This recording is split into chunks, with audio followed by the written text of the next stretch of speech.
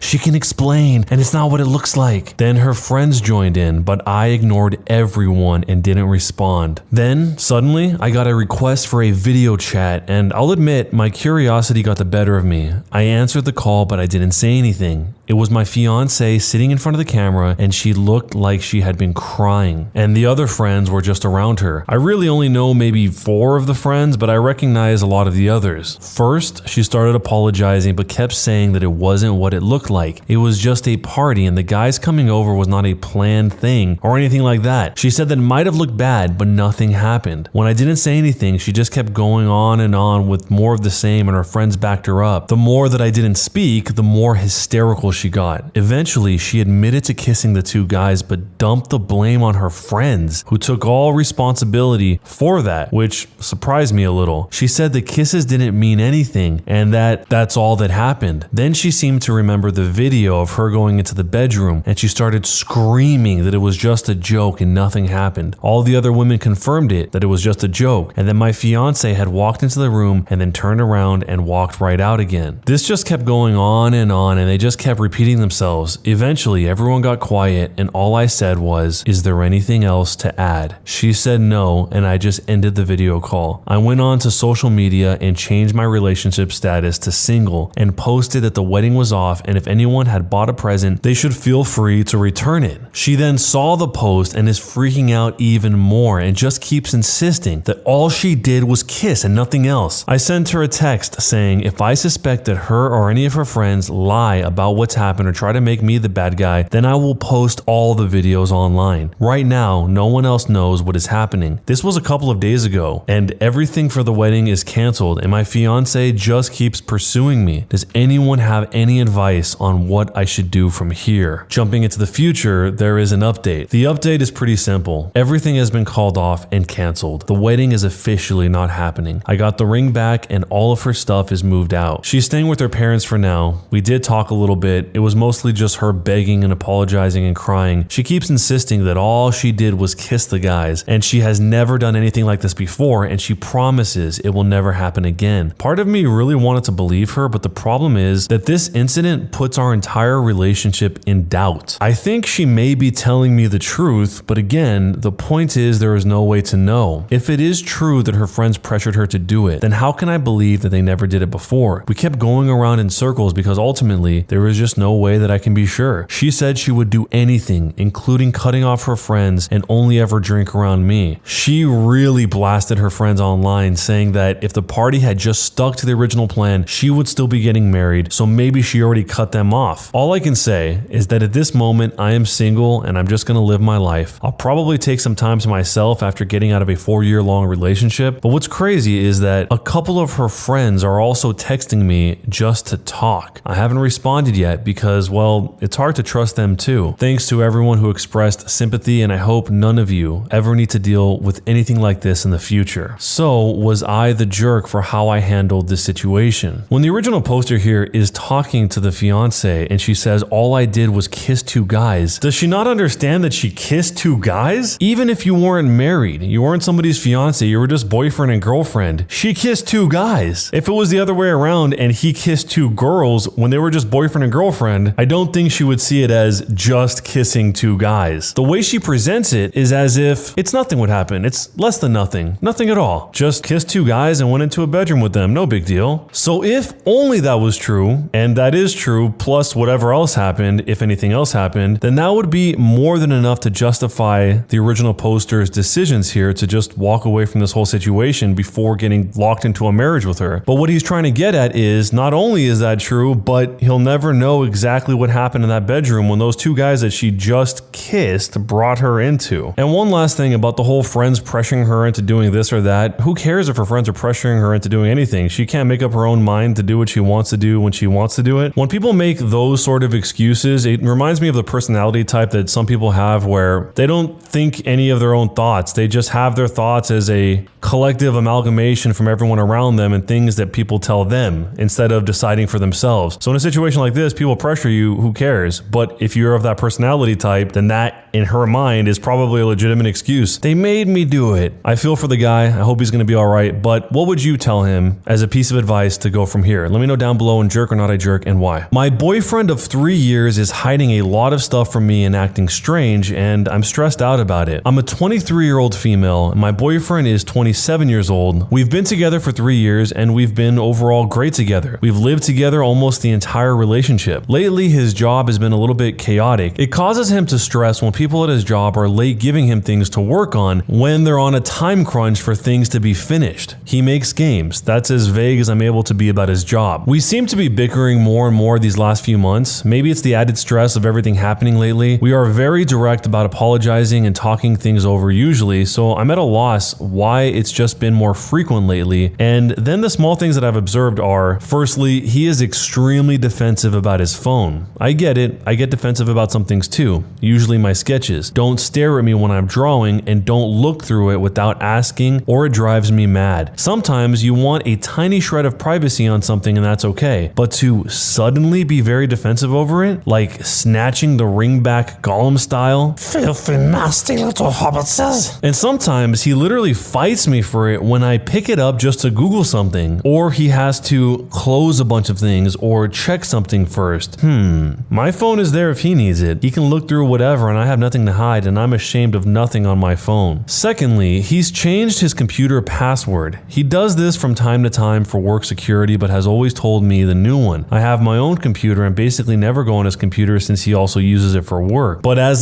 we have occasion over the years sometimes log into each other's Minecraft and leave corny little I love yous hidden in common areas of the world. He didn't give me the password, but said that he'd help me get on, which is log in himself, open it himself, and then look at me and ask me what I wanted to do so he could do it. It defeats the point, really. I let it go. Thirdly, he abruptly will leave the house. I just hear the front door close and he's gone. It's never for long, probably no longer than 30 minutes or something, but no saying where, no goodbye, nothing. And he comes back like as if nothing happened. I noticed it a few times and it was to use the phone. He has perfect signal in the house and talks to his father and conference calls daily just fine. What could he possibly need to go quickly outside for? Next is the mail. Goodness forgive me if I check the mail. He checks our mailbox constantly. We go out, he checks it. Before we leave, he checks it. And when we come back, he checks it. Even when there's no post on Sundays, even at 12 at night, and he already got the mail. Perhaps it's an odd habit, but to me, it's compulsive. Last week, he specifically told me that I'm not to check the mail or open any mail for the next few weeks. I asked him if there was a reason. He just said it's for him and he can't talk about it.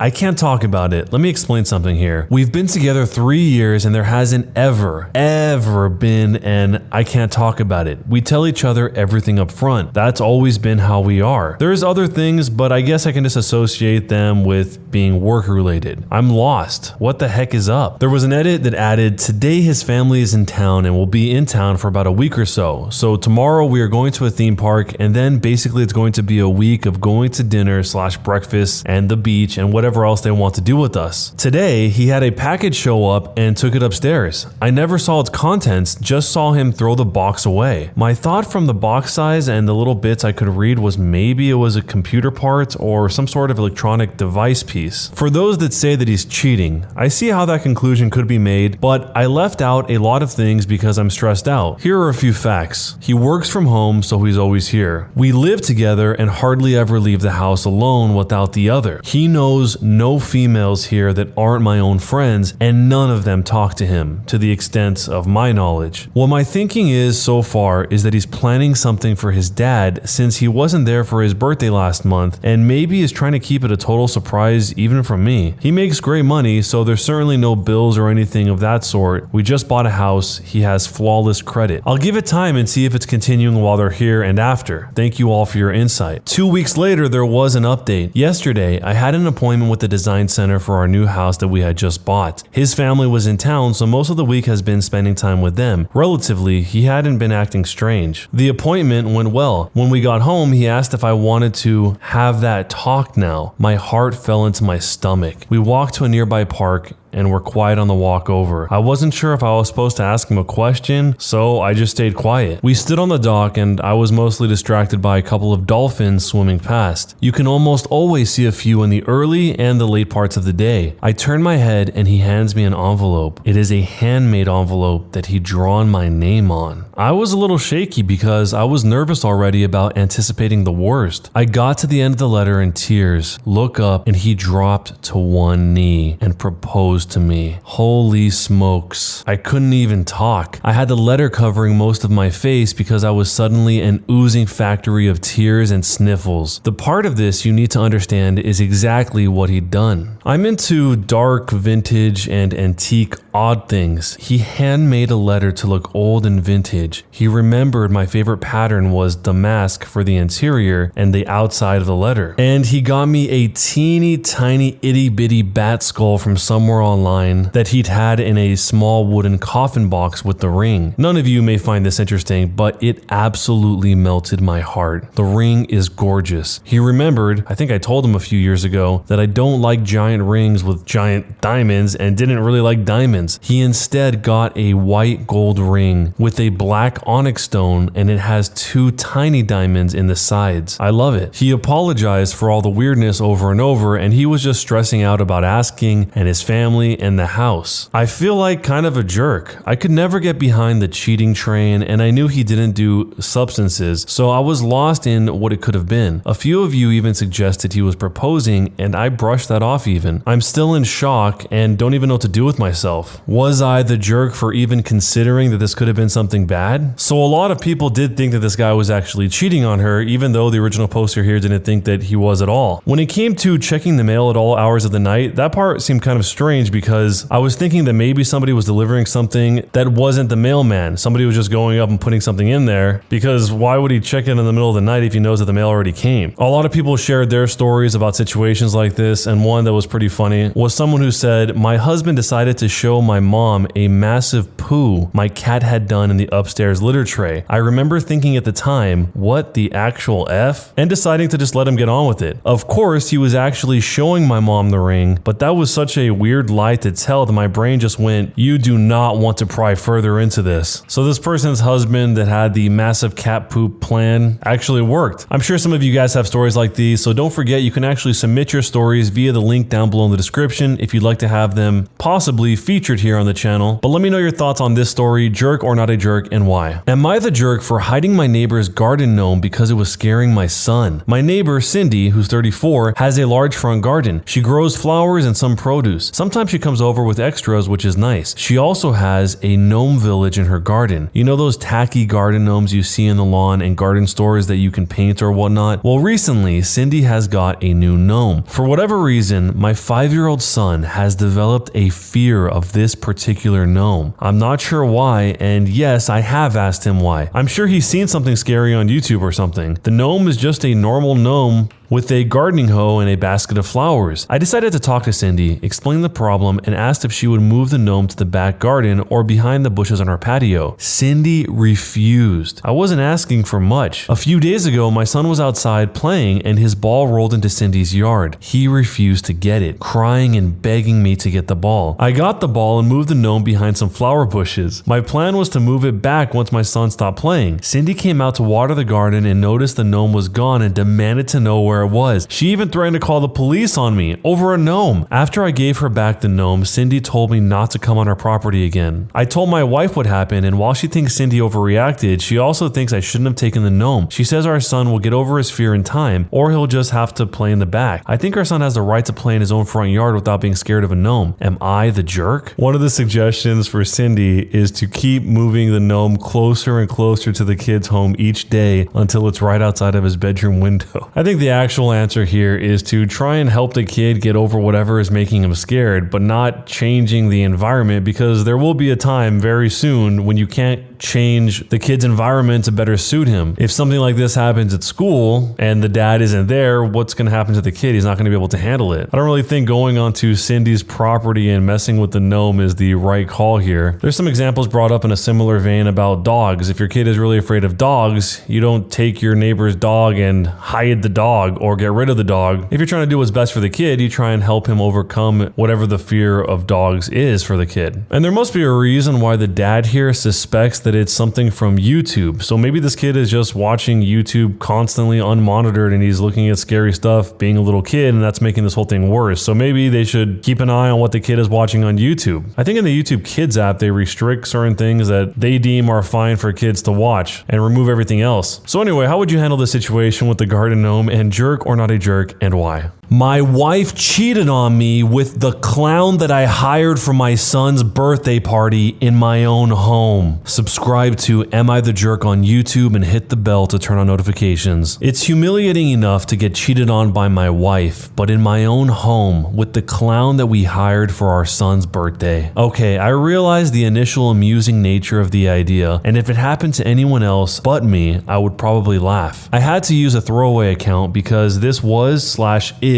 one of the most humiliating experiences of my life. I would hate for any of my friends or family to know the true reason why my wife and I are splitting up. My wife insisted on hiring a clown for my son's birthday despite my protests because A, who hires clowns anymore? And B, I have a not aggressive but present fear of clowns. I gave in to my wife because I love her. The biggest regret of my life. She was pissy at me all day. She disappeared during the party around the same time as the clown was on break. I'll skip the details, but I put the pieces together pretty quickly. I'm currently sleeping in the guest house. I just needed to vent. There's an edit with some more information. Since a few of you have been asking for details, here they are. Okay, I'll try to keep my cool because the whole thing feels so ridiculous. And like I said initially, it's humiliating. I had noticed they were chatting in the kitchen right after his break. He was making her laugh, which I guess he's paid to do. It didn't seem overly flirtatious, so I went about enjoying the party, only to return to the kitchen and neither of them were there. I wandered around the party looking for my wife, not too concerned with where the clown was at all. Anyway, I eventually found her in my study and she literally, this is the point where it gets ridiculous, had some clown makeup on her lip and cheek. I pointed it out to her and she wiped it off without an explanation. She escorted me away from the study. A few minutes later, I was within eye line of my study and the clown peeks his head out and waltzes out back to the party. He finished his shift, but seemed more distracted than the first half, glancing over at my wife who was clapping with the children. Once the party ended, I noticed something peeking out of the top of her dress. Now, with warranted suspicion, I took it out and it was the clown's business card tucked into her bra. That's when I confronted her and she confessed almost immediately. I'd like to say I don't have the answers to all of the questions about the interaction. I wanted as little details as possible about the act itself from my wife. I also no longer plan to stay in the guest house. house. What should I do? It seems like what the original poster here is missing is the fact that she probably already had a relationship with this clown long before this party started. He even says, my wife insisted on hiring a clown for my son's birthday despite my protest. So why would she want a clown so bad out of the blue? It's not like the kid asked for the clown. It's not like he asked for the clown. She's the only one asking for the clown. And why else would she be asking for a clown randomly like this? So it's a lot more likely that this wasn't just a random clown. She was probably having some sort of affair and found out that this guy was a clown and said, hey, do you want to do this party? And then once they were there, they thought they could get away with it. There's even another super short story where somebody said that they had a coworker that insisted to his wife that they hire an Elsa from Frozen to be an impersonator at some party. And it turns out in that situation too, he had been having an affair with her for 6 months prior to this party. I don't know, maybe people somehow think that this is some sort of weird loophole that they can get away with. I'm not sure why it happens so often, but let me know what you would tell this guy if you were to give him some advice down below. Am I the jerk for refusing to talk to my boyfriend because he won't stop using the phrase, Do you want some Twingies for the room? Here's some backstory. Me and my boyfriend were on holiday a few months ago. We were in an all-inclusive resort and we were standing in one of the shops in the lobby where you can buy extra snacks and stuff. A very posh British man walked in with his 12-year-old son and they were looking around the shop. They went over to where the crisps were and the boy seemed very interested in the Pringles. The father asked him in a very cutesy, possibly over the top for his age voice, Do you want some Twingies for the room? Yes, he called the Pringles Twingies. Me and my boyfriend found this quite funny. The first few days were fine. We were both joking about it and kept repeating it to one another as it was a funny way to refer to Pringles, especially as the man was talking to his son like he was a baby. This was at the start of our 2-week holiday. He did not stop saying, Do you want some Twingies for the room? for the whole 2 weeks that we were on holiday. He would literally say it once a minute. He would even torment me by starting a sentence completely unrelated to it and then finishing it with, Do you want some Twingies for the room? as some sort of sick punchline. It's now been 3 months since we've returned and he will not stop saying, Do you want some Twingies for the room? it is driving me insane. I have begged him to stop, but he honestly thinks that I'm just playing along with his joke. I can't have a serious conversation with him because he always manages to slip in, Do you want some Twingies for the room? This is a 5-year-long relationship and it was absolutely fine up until this point. This is the man that I want to spend the rest of my life with, but now I don't even want to see him because I'm afraid of when he will say, You want some Twingies for the room? I am now refusing to talk to him until he stops. I'm honestly afraid that he will say he's going to stop but then just carry on. Am I blowing this out of proportion? Am I the jerk? I had to re-record this a few times because something about Twingies in the room kept making me crack up for a reason I don't understand. But from the original poster's perspective here, this whole thing is not funny at all. She's probably beyond sick of this. If he's really saying it all the time, even in situations where it's completely unrelated, it's probably become so much of a habit that he's just compulsively stating it without even thinking about it.